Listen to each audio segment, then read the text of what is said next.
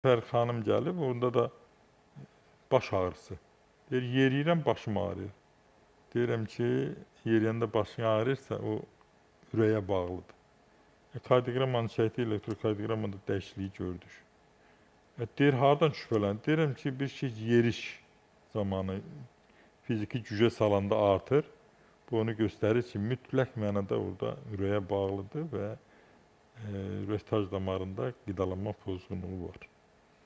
Yəni, həkimin peşəkarlığı nəyə bağlıdır? Həkimin peşəkarlığı bağlıdır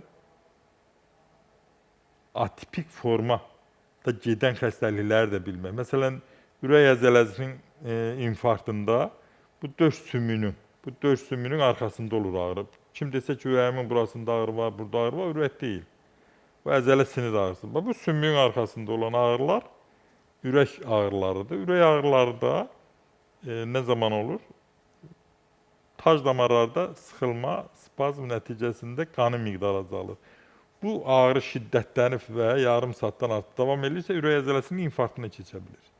Ona görə sizdə belə şübhə yaranan kimi dayanmalısınız, təcili yardım çağırmalısınız, ağrı kəsici ilə ağrınızı almalısınız və son nəticədə nə olmalıdır?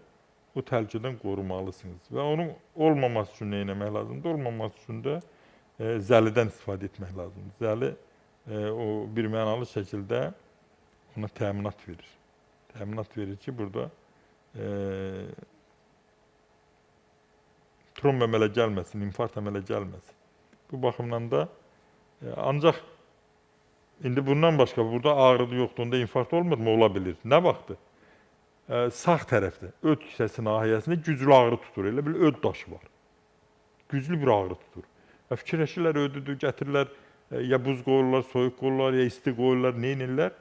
Nəticədə infarkt formalaşır, bəzən insan itirirlər, xəstəni itirirlər.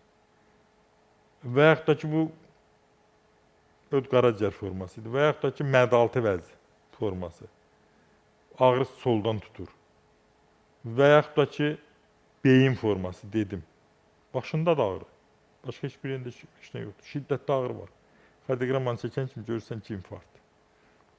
Və yaxud da ki, ağciyər forması var. Boğulma ilə göstərir özünü. Bütün hallarda, bütün atipik hallarda həkimin peşəkarlığı təkcə elmi biliyi yox ki, nə formada olur, həm də praktik peşəkarlığı yardıma gəlir. Diferensiyasiya eləməlidir, seçməlidir ki, bu nədən ola bilər? Nələrdən ola bilər?